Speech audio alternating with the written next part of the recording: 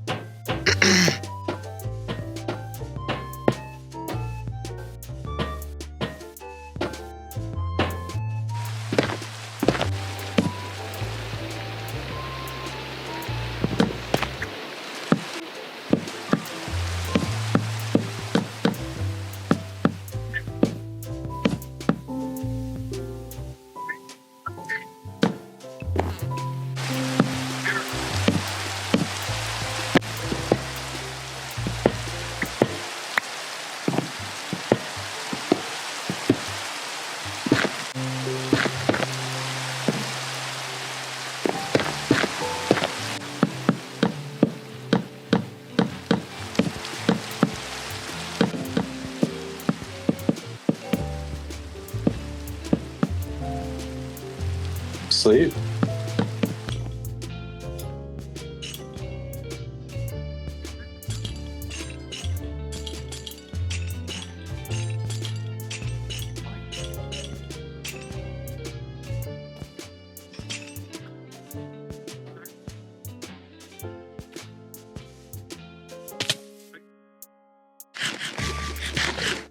Damn! Fell from the top of the birdcage to the bottom of the birdcage. Fucking almost died. Nice. Oh, bro, why would you say that? You want me to die or something? Yeah. Fucked up. Easily! No way. He actually Holy joined, shit. like I asked.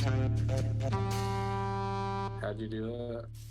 So here you can see the cage design, and I'm not trying to spoil too much. As you can see, there's a couple of gas floating around in there, and things may look a little bit different from what you see throughout the video, as I've made some design changes. There were ideas that were in my head that just didn't really work when it came down to it, and I'll talk about everything that I think is important when you're creating a space for your Happy Ghast to live in, because they need room to fly around and feel like they have their own little bit of space to stretch out. And that's exactly what I think my cage gives them. But you can see here that I've got basalt running up and down for the cage bars with iron bars. They're now called iron bars in a future update, so I'm going to just get used to calling them that now before the copper update comes out. You can see the chain that I built as well from this distance. And yeah, I don't want to spoil the down below end tour bit, so let's get back to it. Oh, dude, the fucking new graphics update with the rain, everything looks so foggy. And the new leading function, oh, that's gonna be nice. It's a real dry cold, that's the problem. It's the cold air makes me wheeze. Oh shit.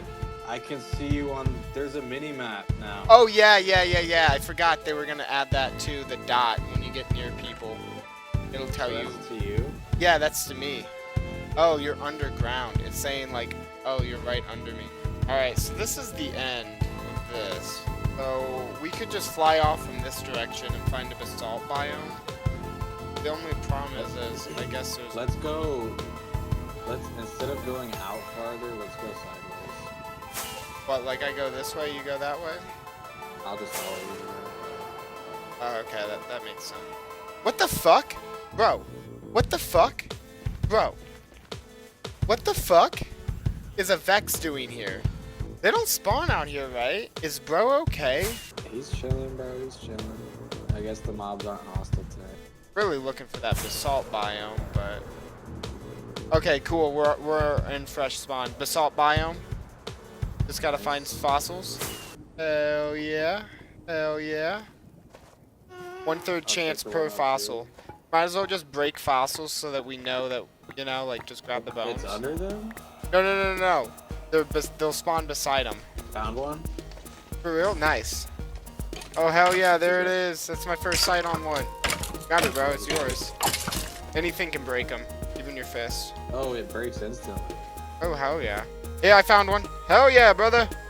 Let's go. We are saving the gas, babies. Dude, we gotta get more of these guys, though.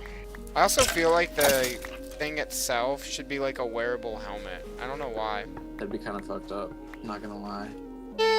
So here you can see me essentially just trying to find another gas, and I'm not really having any luck. You can craft them as well, but I wanted to find another one. I ended up crafting another one, but yeah, no, it's kind of funny because like the biome that we found our gas in is literally the smallest biome that you could have got, and I think Sage just really found them all. Doesn't matter because they're pretty much easy to get and unlimited, but I was having a struggle bus anyways.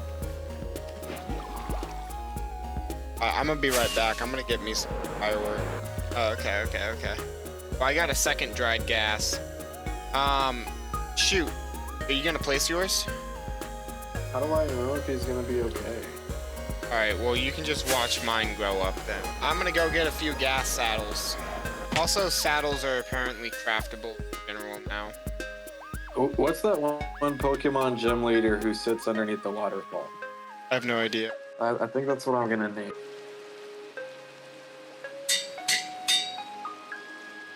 Alright, well, I got you, I'm gonna throw your saddle at you. Can you guess what I'm gonna name my Happy Ghast? It's got a beautiful name. What the fuck? No. I'm a simp, but not that bad. Come on now. No. I would never name a fucking pet after a girl I'm trying to date. You're definitely that bad at it. No. You're definitely on that level. Maybe you wouldn't do that in particular, but you're on that level. Okay. Yeah. It's gonna be Casper. Casper the Gas. I thought I'd be the original before that becomes like pretty much a thing for people, like top 10s, you know, like I feel like that's gonna be on that top 10 kind of thing.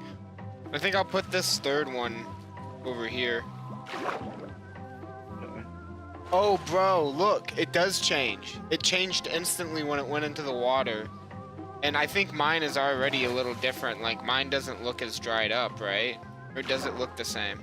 I honestly thought, though, with, like, the little tendrils out, I thought that, like, dude was gonna be, like, exactly a block or something. And then have his tendrils sticking out the block, like, a lot.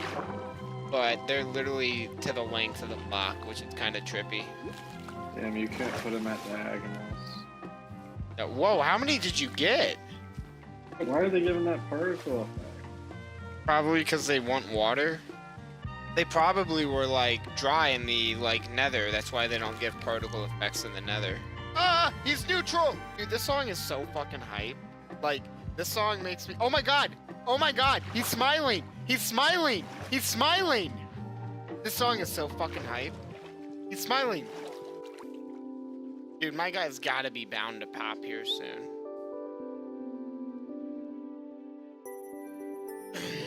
Yes! He's here! Actually? Yeah, look at him! Ah! Dude is freaking adorable. He's in your face right now, bro. Oh, nice. What is his underbelly? A product? Is that like a hole? I think it's just kind of fleshy. Now he gets to enjoy a life in the overworld because of what we've done. Just trying to give a speech. All right, I'll let you. I'll let dude fly around a bit. You don't think he'll run? Nah, I wait them. Villagers. Yours popped. Nice. He's alive.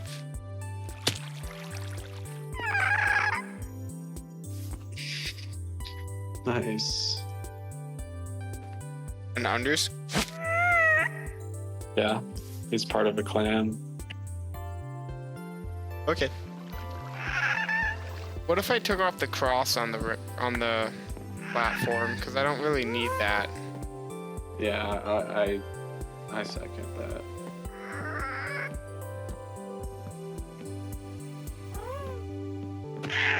What the fuck, dude? You flew right into me and took an axe to the face? You're a dumbass. Alright, so the Happy Ghast cage is done. And there's a little house down here, there's bushes, there's a pond.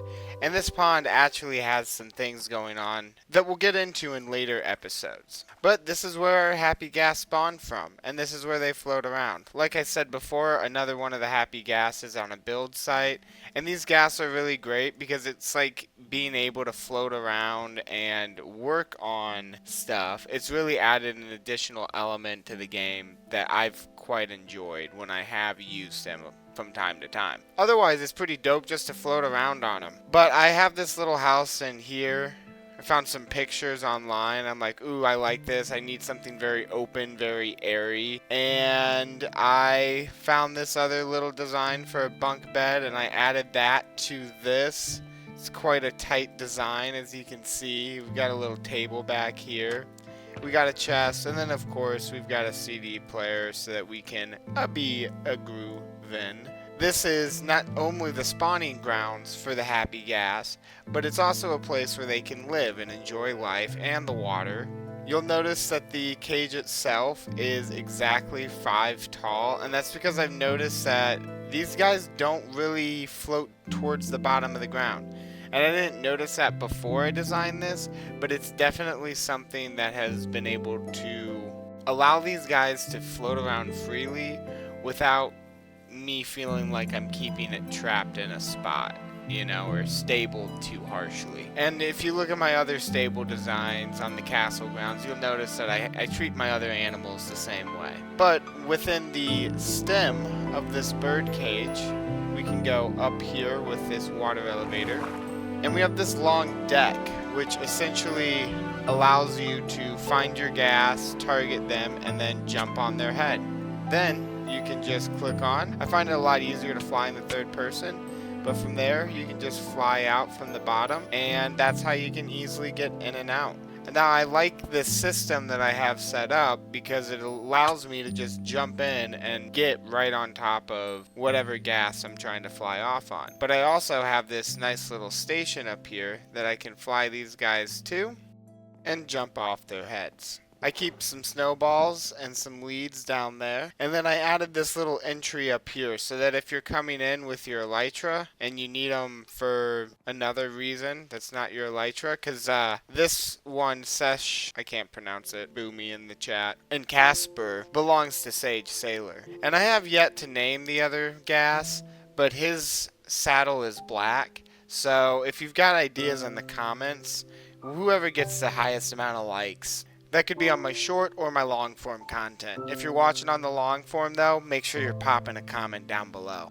But I really like this build. It is one of my crown jewels on the back of the castle grounds. And originally I didn't plan to build back here, but as time went on, it became more and more obvious that this land back here needs some love and dedication. But once the castle on the interior is done, and there's a few more interiors to do, it may not look like it. It may look like a few rooms on the outside, but really there's a lot of other things going on the castle grounds itself. In this backyard, once those are both done, then we start over on that hill to work on the pagodas. If you like this video, like, comment, and subscribe. I really do appreciate it, as this is my earliest days in my YouTube career. Thanks for watching.